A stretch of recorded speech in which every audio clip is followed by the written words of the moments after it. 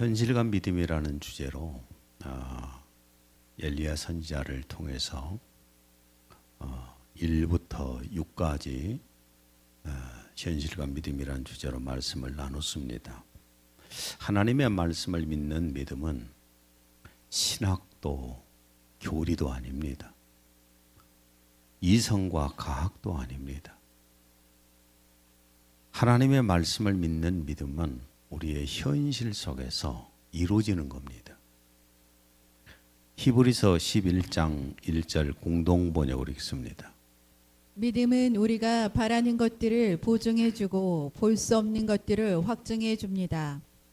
우리가 믿는 것은 확실하게 나타나는 보증입니다. 오늘 현실과 믿음이라는 주제로 7번째 말씀을 나누려고 합니다. 여러분의 신앙에 큰 도움이 되시기를 바랍니다. 갈멜산의 영웅이고 믿음의 사람인 엘리야가 갑자기 도망자가 되었지 않습니까? 3절 현대어입니다. 엘리야는 두려워 목숨을 건지려고 시종 하나만을 데리고 급히 도망하였다. 바알 선지자 450명을 기손 시내에서 죽이고 했던 이 엘리야가 왜 갑자기 이렇게 도망자가 되었는가? 우리가 겉으로 말씀 속에서 겉으로 볼 때에는 이세벨이 엘리야를 죽이겠다는 겁박을 했을 때에 암살자를 보낸 것 때문에 두려움에 떨었다 이렇게 볼 수 있습니다. 그러나 좀 더 깊이 우리가 살펴보게 되면은 엘리야의 마음이 갑자기 연약한 자가 되었어요. 마음이 아주 연약한 자가 되었기 때문에 그렇습니다. 야고보서 5장 17절 엘리야는 우리와 성정이 같은 사람이로되 엘리야는 태어날 때부터 영웅도 아니고 태어날 때부터 믿음의 사람도 아니었었습니다. 역시 우리와 똑같은 사람이었다는 겁니다. 그럼 엘리야가 갑자기 왜 이렇게 연약한 사람이 되었을까? 갑자기 하나님의 말씀이 들려오지 않았어요. 17장 하나님의 말씀을 듣고 여기저기 옮겨 다니기도 하고 일도 하고 능력도 행하고 이랬었는데 갑자기 하나님의 말씀이 들려오지 않으니까 연약해질 수밖에 없었습니다. 하나님의 음성을 듣지 못할 때에 굉장히 영적인 사람들은 멘붕에 빠지는 경우가 많아요.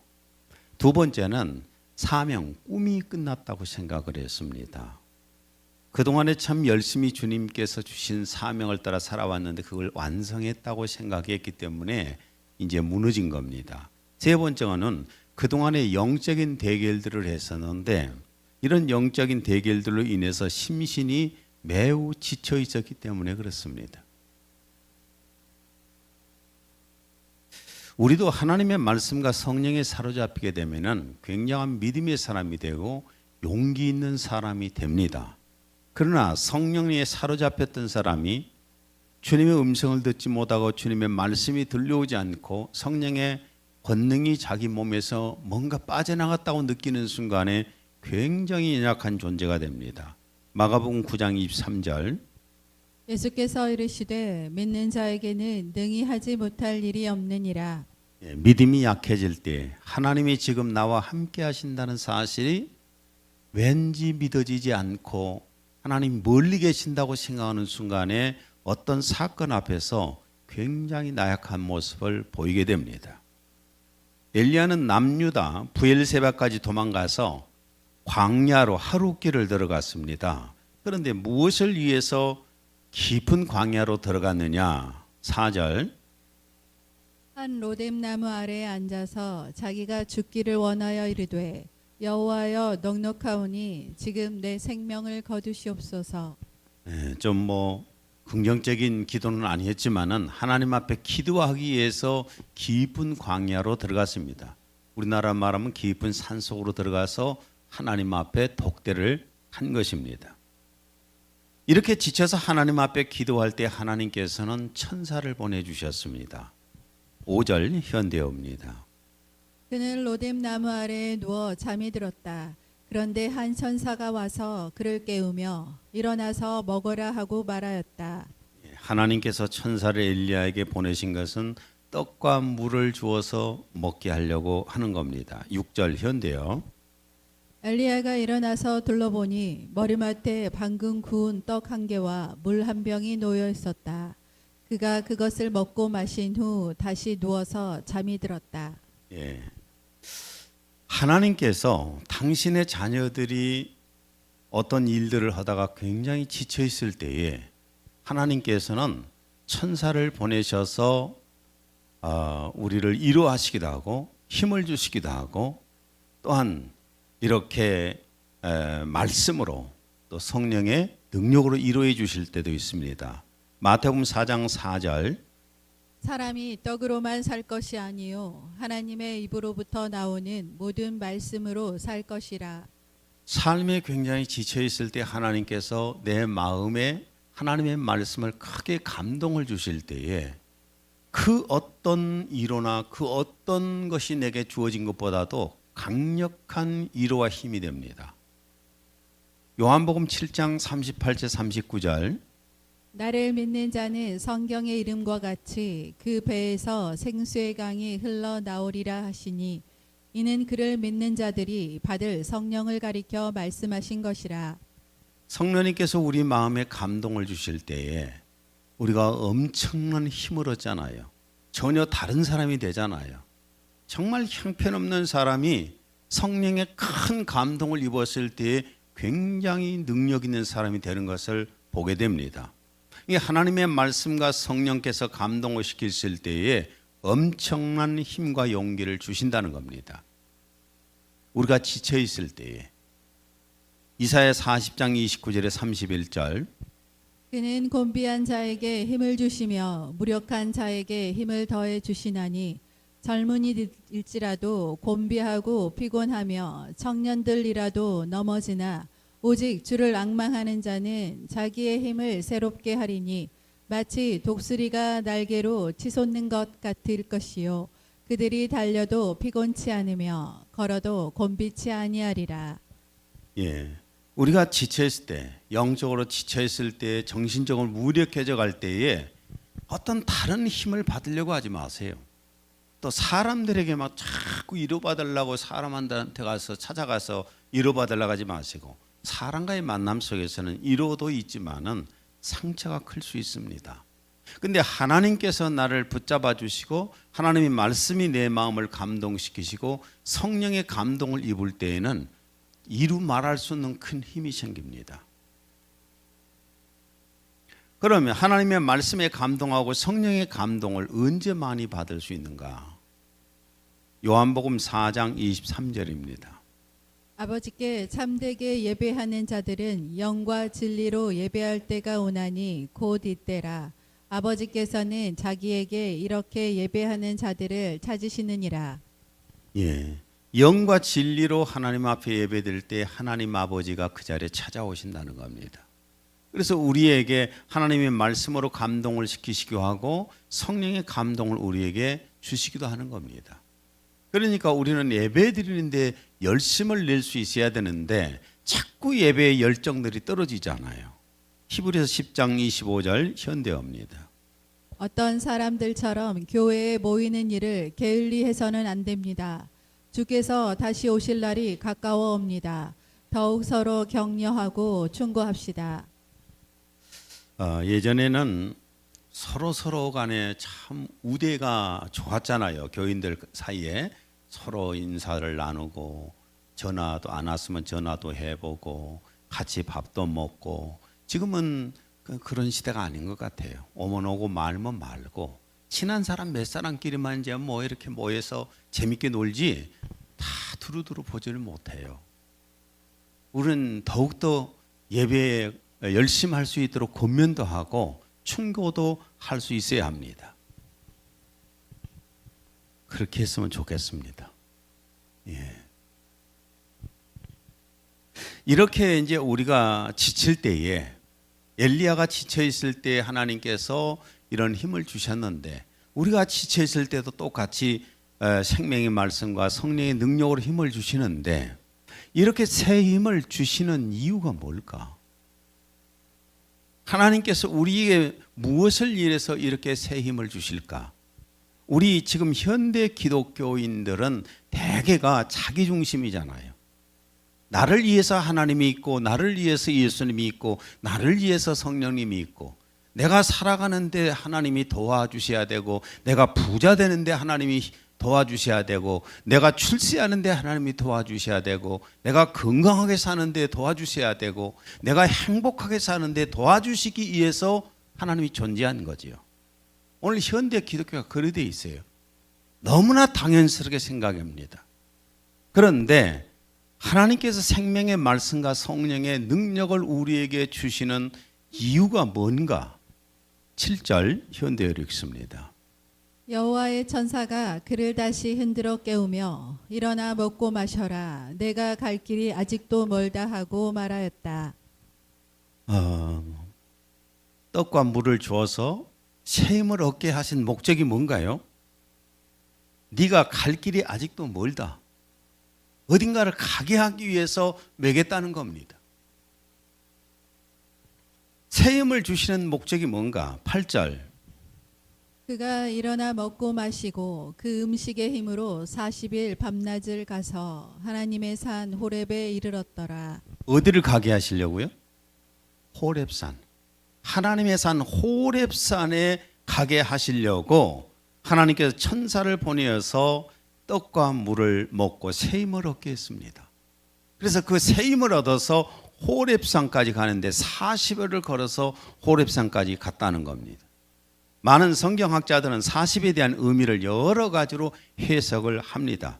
그런데 본절에서는 가장 간단하게 볼 수 있는 게 40일이 뭘 의미하냐면은 시련과 연단의 기간입니다. 40일 동안.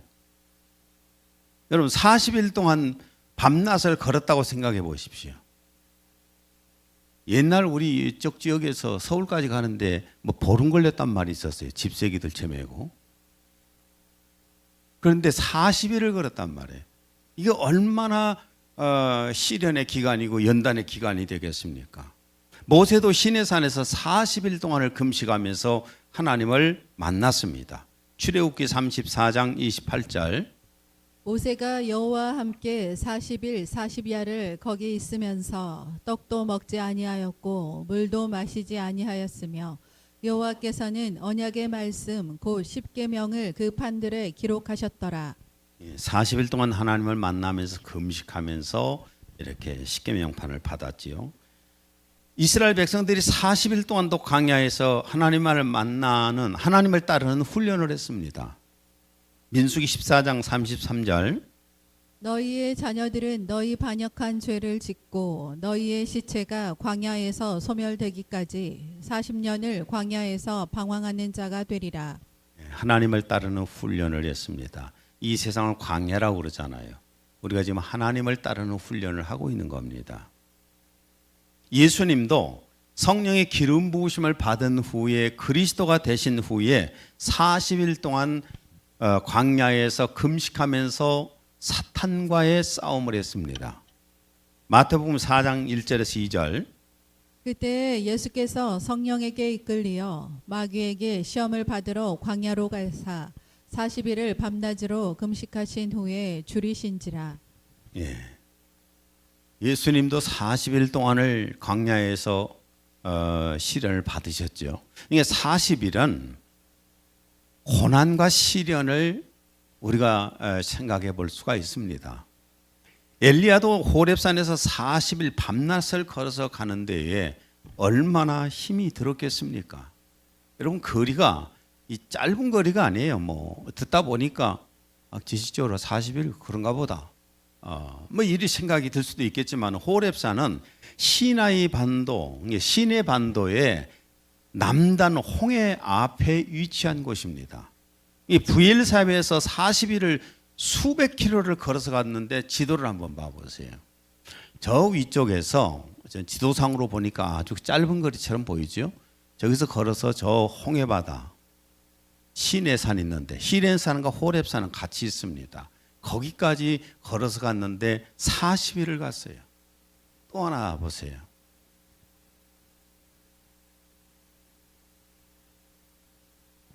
호렙산이라고 그러니까 숲이 아주 우거진 울창한 그런 숲속이다 생각을 했겠죠. 저런 그 완전히 그냥 암석, 파이산이에요. 별로 나무도 별로 없고 저런 곳까지 찾아갔는데 왜 저기를 찾아갔냐 하면은 저기는 하나님께서 모세를 불러서 만나 주셨던 사명을 주셨던 영산이에요. 성산. 그래서 저기까지 가게 된 겁니다. 엘리야가 40일 동안 걸어서 무엇을 위해서 호렙산으로 갔는가? 9절. 그가 거기서 한 굴에 이르러 거기서 머물렀더라. 보라, 주의 말씀이 그에게 임하여 그에게 말씀하시기를 엘리야야, 내가 여기서 무엇하느냐? 하나님을 만나러 갔죠. 호렙산까지 하나님을 만나러 갔습니다. 이 호렙산은 하나님께서 모세를 부르셔서 사명을 주셨던 성산이에요. 출애굽기 3장 1절에서 2절. 모세가 그의 장인 미디안 제사장 이드로의 양떼를 치더니 그 떼를 광야 서쪽으로 인도하여 하나님이 산 호렙에 이르매 여호와의 사자가 떨기나무 가운데로부터 나오는 불꽃 안에서 그에게 나타나시니라. 자, 갈멜산에서 도망을 가가지고 부엘세바에서 다시 광야로 깊은 속에 들어가서 하나님 앞에 기도했습니다. 죽기를 바랬어요. 이제 내 생명을 취해 주세요. 내가 그만 살고 싶습니다. 그리고 지쳐서 노뎀나무 밑에 잠을 자고 있는데 하나님께서 천사를 보내셔서 구운 떡을 먹이시고 물을 마시게 해서 2번을 그렇게 먹게 하셔서 힘을 주시면서 어디로 가라? 호렙산으로 가라. 그래서 40일 동안을 40주야로 걸어서 호렙산까지 갔습니다. 호렙산까지 갔는데 뭐하러 갔는가? 하나님을 만나기 위해서. 이게 신앙생활입니다. 우리의 신앙생활은 다 뭐냐면 하나님을 만나기 위해서예요. 우리 성도들의 신앙생활의 최종 목적이 무엇입니까? 우리 신앙생활을 하는 목적, 최종 목적이 뭐냐면은 하나님 아버지를 만나기 위해서예요. 하나님 아버지의 집에 가기 위해서. 그렇잖아요? 하나님 아버지의 집에 가기 위함이에요. 요한복음 14장 1절과 2절입니다. 너희는 마음에 근심하지 말라. 하나님을 믿으니 또 나를 믿으라. 내 아버지 집에 거할 곳이 많도다. 아무리 이 땅에서 열심히 종교 생활을 하고 예배를 드리고 뭐 기도 생활을 하고 뭐 한달지라도 아버지 집에 못 가면은 다 허사 아닙니까? 그렇죠? 우리 한국의 우리 기독인들은 대개 보면은 종교에 열심이잖아요. 법당에 가면은 1000배를 해요. 3000배를 하고. 그죠? 법당에 가면 3000배를 하고 교회에 오면은 100일 기도를 하고 이걸 열심에다가 자꾸 초점을 맞추는데 열심을 내기는 해야 됩니다. 열심을 내기는 해야 되는데 우리가 목적이 확실해야 돼요. 우리는 예수님 믿고 하나님 아버지 집에 가는 것입니다. 하나님 아버지의 집은 낙원도 있고 예수님이 지금 건축하고 계시는 새 예루살렘 성도 있습니다. 히브리서 11장 16절. 이제 그들이 사모하는 곳은 더 좋은 본향 곧 하늘에 있는 것이라. 그러므로 하나님께서는 그들의 하나님이라 불리우는 것을 부끄러워하지 아니하시니 이는 그들을 위하여 한 도성을 예비하셨음이라. 우리는 하나님 아버지 집을 우리의 희망을 소망을 삼고 가잖아요. 성도들은 이 세상이 정착지가 아니에요. 우리 현대 기독인들의 정착지가 어딘가요? 세상이에요. 그렇잖아요. 어떻게 하면 부자 되고 어떻게 하면 즐겁게 살고 어떻게 하면 이 땅에서 누리면서 살고 어떻게 하면 행복하게 살고 이것이 최종 목적이 되어 있는 게 우리 현대 기독인들의 모습이지 않습니까? 그러나 성도는 이 세상이 정착지가 아니라 하나님 아버지 집을 향해서 가는 영적인 순례자들입니다. 순례자란 말을 옛날에는 많이 썼는데 지금은 안 써요. 왜 안 쓴가? 정착자라고 생각하니까 그래요. 한때 제2의 성경으로 일컬어졌고 또한 성경 다음으로 많이 읽었던 책이 뭐냐? 1678년도에 영국 신학자 존 버닝이 쓴 철로역정입니다. 성도에 가는 길. 이것이 성경 다음으로 많이 읽혔다고 합니다. 철로역정의 내용은 한 멸망의 도시에서 한 사람이 율법을 알게 됩니다. 율법을 알게 되니까 율법을 통해서 내가 얼마나 무서운 죄인이다, 얼마나 무거운 죄를 지고 살아가는가 하는 것을 깨닫게 됩니다. 그렇게 깨닫게 되었을 때에 한 전도자가 복음을 줍니다. 복음을 알려주고 그 복음을 붙잡고 천성을 향해서 걸어가는 순례자가 됩니다. 이게 철로역정의 시작입니다.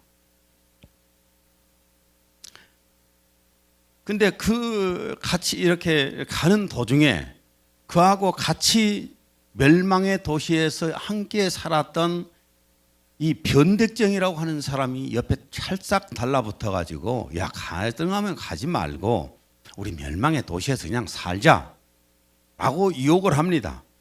그런데 이 순례자의 말을 계속해서 듣다가 변덕쟁이가 또 살짝 마음이 움직여 가지고 이 천국 순례의 길을 가기 시작합니다. 한참을 가다가 이 변덕쟁이가 절망의 수렁에 빠졌어요. 그때 하는 말입니다. 이것이 네가 말하는 천국이냐?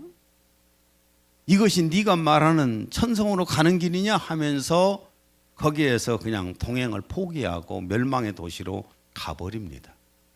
철로역정 얘기를 제가 하고 있습니다.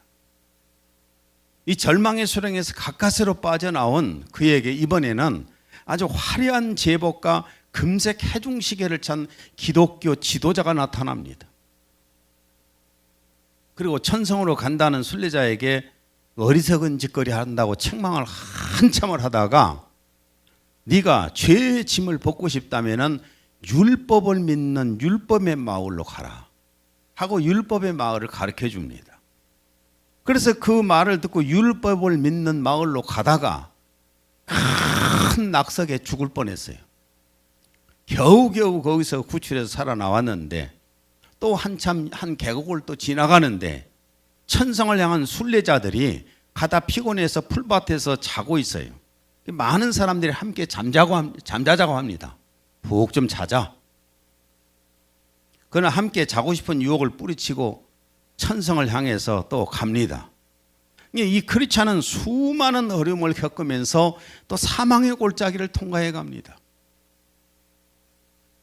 또 순례의 길에 허영의 도시를 지나갑니다. 허영의 도시를 지나가는데 사람들이 방탕한 삶을 같이 살자고 유혹을 합니다. 이 허영의 시장이 유혹에 거의 빠질 뻔했었는데 우여곡절 끝에 겨우 허영의 시장을 빠져나왔습니다. 그리고 천성까지 가는 길에 이기심, 탐욕, 절망, 의심, 불안, 무신론자, 신학교수의 유혹, 이런 온갖 유혹과 시련을 겪게 됩니다. 그러나 결국 이를 모두 극복하고 빛나는 문이 있는 천성에 도착해서 영원한 생명을 누린다는 것이 철로역정입니다. 이게 성도에 가는 길이에요. 그런데 외전에는 성경 다음으로 많이 인기가 있었던 이 철로역정이 왜 지금은 사람들이 철로역정을 안 읽는 줄 아십니까? 관심이 없어요. 왜냐하면 천국까지 가는 길에 구원을 잃을 수 있는 위험을 경고하는 이 철로역정은 현대 신학이 가르치는 구원 교리와는 너무나 대치됩니다. 반대돼요. 그러다 보니까 철로역정인 그리스도인들에게 인기가 없는 겁니다. 별로 안 봐요. 신앙생활 오래 하신 분들은 지금 철로역정이라는 말을 알아들었는데 다른 분들은 뭐 그런 것도 있었나 할 정도로 인기가 없습니다. 현대 신학은 구원을 어떻게 가르치고 있습니까? 자유주의 신학을 따르는 목사들은 어느 종교에나 구원이 있다고 주장을 합니다. 다른 종교하고 그래서 연합을 합니다.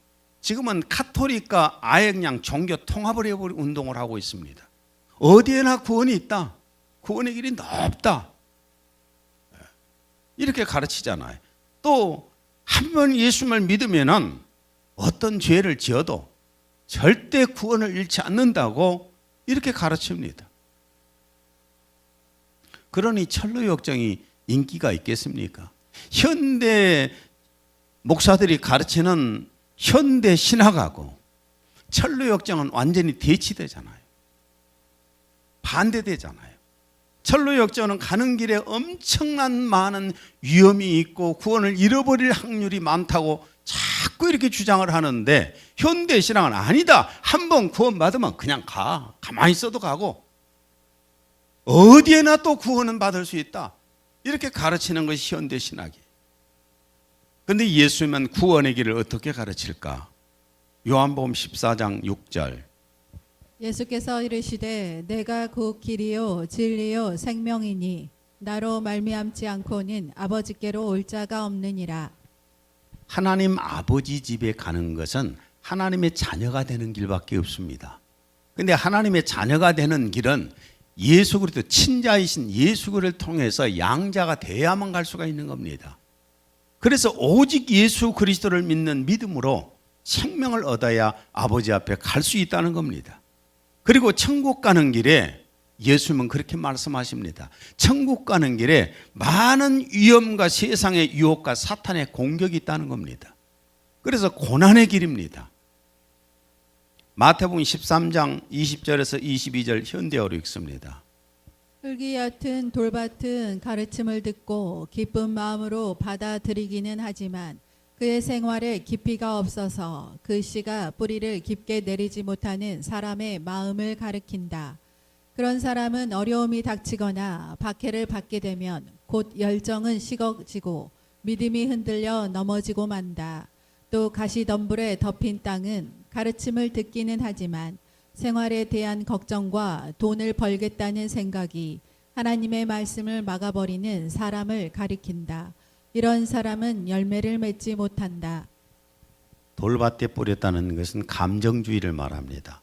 오늘은 기분이 좋았다, 내일은 삐졌다가 좋았다, 삐졌다, 좋았다, 삐졌다. 결국 신앙의 실패를 하는 거예요. 시험 들어버려.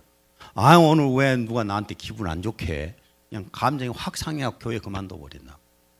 그 다음에 또한 돈 벌 욕심, 출세할 욕심, 이런 것 때문에 신앙생활을 못해. 그래서 결국은 구원의 길을 가지 못한다는 겁니다. 예수님이 직접 가르쳐 주신 말씀이잖아요. 마태복음 7장 13절 14절. 너희는 좁은 문으로 들어가라. 이는 멸망으로 인도하는 문은 넓고 그 길이 광대하여 그 길로 들어가는 사람은 많으나 생명으로 인도하는 문은 좁고 또 그 길이 협소하여 그 길을 찾는 자가 적음이니라. 천국 가는 길을 너무 간단하게 생각하지 마세요. 천국 가는 길을 너무나 간단하게 생각하지 마시라고요. 천국 가는 길은 좁습니다. 문도 좁습니다. 길도 좁습니다. 조금 삐끗하면 넘어집니다. 금방 유혹돼서 넘어갑니다. 박해 때문에 그만두기도 합니다. 사탄의 공격 때문에 그만두기도 합니다. 실패자예요. 사실 오늘날 뭐 저같이 설교하는 사람 누가 설교를 들으러 얼마나 다니겠어요? 요즘은 설교를 허황된 얘기를 많이 해줘야 돼요. 뻥을 막 치면서 웃겨줘야 돼요. 그래야 사람들이 그 얘기 듣고 힘바람에 한바탕 웃고 가는 겁니다. 막 헛바람 집어 넣어주고 막 이런 소리 하면은 촤라가잖아요. 막 뻑 갖고 오늘 막 은혜 받았다고 그러잖아요. 그런 설교나 좋아하지. 나 같은 설교 얼마나 싫겠어요. 오늘 하나님 말씀을 그대로 전하고 있으니 얼마나 사람들에게 인기가 없겠냐고요. 다행히 여러분은 졸면서도 들어주신 분들도 계시니까 얼마나 감사해요. 주무시고 못 듣기도 했을 것입니다만. 그래서 신앙생활 하다가 중도에 실패하는 자들이 얼마나 많은 줄 아십니까? 믿기만 하면 간다고 막 예, 믿기만 하면, 끝까지 믿기만 하면 가지요. 예수를 믿기만 하면. 근데 끝까지 못 믿으니까 문제가 되는 거 아닙니까? 20년 전만 해도 우리나라의 크리스찬들이 1,000만 명이 넘는다고 그랬어요. 1,000만 명이 넘는다고. 근데 지금은 몇 명이나 될까요? 도대체 몇 명이나 지금 될까? 절반도 되지 않을 것 같아요. 다 어디로 갔을까요? 디모데후서 4장 10절. 대만은 이 세상을 사랑하여 나를 버리고 데살로니가로 갔고. 예, 대만은 세상으로 가버렸잖아요. 사역자였어요. 세상으로 간 사람이 할 말이 많을까요? 남아있는 사람이 할 말이 많을까요? 세상으로 간 사람이 할 말이 많아요. 합리화시키라고. 디모데전서 1장 19절에서 20절 현대어로 읽습니다. 그리스도에 대한 믿음을 굳게 지키시오. 옳다고 생각하는 일은 반드시 행하여 언제나 양심을 맑게 간직하시오. 어떤 사람들은 나쁜 줄 뻔히 알면서도 양심의 가책도 받지 않고 악한 일을 저지릅니다. 이런 자들이 갑자기 그리스도에 대한 믿음을 잃어버리고 하나님을 모른다고 한다 해서 조금도 이상할 것은 없습니다. 후메네오와 알렉산더 두 사람이야말로 그런 자들의 표본입니다. 우리가 하나님 앞에서 양심과 믿음은 하나입니다. 양심의 가책이 오지 않는다면은 이미 내가 신앙을 잃어버리고 있는 거예요. 예를 들어서 예배를 안 드립니다. 하나님 앞에 예배를 안 드리는데도 양심의 가책이 없어요. 하나님 앞에 드려야 할 헌금을 안 드리는데도 양심에 별로 가책이 없습니다. 신앙을 잃은 사람이에요. 양심의 가책에 민감해야 됩니다. 양심의 가책에 민감할 때에 성령의 음성도 민감히 들려옵니다. 마태복음 24장 40절에 41절. 그때 두 사람이 밭에 있는데 한 사람은 데려가게 되고 한 사람은 남게 되리라. 두 여인이 맷돌을 갈고 있다가 한 사람은 데려가게 되고 한 사람은 남게 되리라. 만약에 주님이 다시 오시기 전에 우리가 주님 나라에 간다면은 최종 목적은 아버지의 나라에 가는 거잖아요. 그런데 예수님이 재림에 오실 때에 신령한 몸으로 부활되어서 못 간다면은 그건 저주받은 겁니다. 그건 저주받은 거예요. 반드시 예수님 오실 때 부활되어서 가야 합니다. 마태복음 7장 15절. 거짓 선지자들을 조심하라. 그들은 양의 옷을 입고 너희에게 나아오나 속은 약탈하는 이리들이라. 사람의 비유를 맞추기 위해서 사람들에게 뭔가를 얻기 위해서 계속해서 설교하는 사람들 보세요. 예수님 재림 얘기 안 합니다. 세상 심판 얘기 안 합니다. 그러나 분명히 아셔야 할 것은 성경에 기록되기를 이 세상은 반드시 심판받습니다. 그런데 예수님의 재림의 시기가 지금 다가오고 있는 것은 우리가 예수님이 오실 때 일어난다고 한 징조를 보면서 너무나 선명하게 우리가 볼 수 있잖아요. 작년보다 올이 힘듭니다. 내년이 괜찮겠지. 뭘 괜찮아요? 올보다 내년은 더 힘듭니다. 이제 앞으로 두고 보세요. 5년만 더 가보세요. 사람이 살 수 있어질까요? 이런 현실 속에서 평안하다고 가르치고 있습니다. 안전하다고 가르치고 있습니다. 이 땅에서 부자로 잘 먹고 잘 살아야 된다고 가르칩니다. 행복을 주장합니다. 어떻게 행복을 주장합니까? 지금 이런 상황 속에서 행복이 마음대로 됩니까? 심각한 상황 속에 있잖아요. 그런데 이 거짓 목사들은 자꾸 구원의 문과 구원의 길이 넓다고 주장을 하고 가르치고 있단 말이에요. 오늘 이 말씀을 마무리를 집니다. 엘리야가 호렙산을 향한 순례의 길을 갔지 않습니까?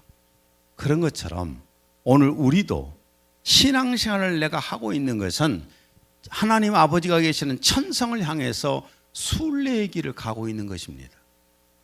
나그네 길을 가고 있는 거예요. 여러분, 나그네로 가고 애국에 여행 가가지고 거기서 아예 집 사고 사는 사람은 없잖아요. 나그네로 갔으면은 가방 항상 하나 들고 다니지요. 여기 가방 들고 오신 분들은, 큰 가방 들고 오신 분들은 다 여행자들이잖아요. 안 그런가요? 여행 언제든지 떠나려고 여행 가방 하나 들고 이렇게 다니잖아요. 이게 우리 나그네의 삶이잖아요. 우리가 지금 천성을 향해서 가는 사람들의 모습이에요. 너무 이 땅에다 뭔가 막 이 땅에서 권세, 이 땅에서 뭐 명예, 이 땅에서 부 이런 것들을 자꾸 누리면서 살아가니까 천국에 가기가 힘들어집니다. 히브리서 11장 16절을 현대어로 다시 한번 읽습니다. 그들은 더 나은 하늘이 있는 고향을 그리워하고 있었습니다. 그래서 하나님께서는 그들의 하나님이라고 불리는 것을 부끄러워하시지 않고 오히려 그들을 위해 한 성을 마련해 주셨습니다. 아무리 우리가 이 땅에서 신앙생활 하면서 협박이 오고 박해가 오고 아무리 많은 유혹이 오고 나를 넘어뜨리려고 하고 사탄이 공격을 한다 할지라도 내가 가는 길이 어디입니까? 목적지가 하나님 아버지의 나라예요. 하나님 아버지의 나라예요. 나는 애국에 나갔다 할지라도 거기가 살기 좋다고 눌러 앉을 생각 없어요. 한국으로 옵니다. 다시 돌아온다고요. 그런 것처럼 나는 지금 이 땅에서 살아가는 삶이 나그네적인 삶이기 때문에 천성을 향해서 갑니다. 쌓고 또 쌓고 쌓고 또 쌓고 쌓는 이 세상에다가 내가 밀어두고 살 마음 없어요. 여러분 모두가 다 천성을 가는 길에 유혹도 떨쳐내고 박해도 이겨내고 사탄과 싸워서 천성까지 갑시다. 하나님 아버지, 오늘은 하나님께서 엘리야에게 떡과 물을 주시고 호렙산까지 오게 하셨는데 호렙산에서 하나님을 만나기 위함이었습니다. 저희들 이 땅에서 살아가면서 천국을 향해서 가고 있습니다. 아버지가 천국에 계시기 때문에 아버지의 나라에 가고 있습니다. 험한 것들도 있을 것이고 유혹도 있을 것이고 우리를 박해하기도 할 것이고 사탄이 공격하기도 하겠지만 하나님의 말씀을 붙들고 성령님께서 주시는 힘을 얻어서 저 천성까지 가기를 원합니다. 예수님 이름으로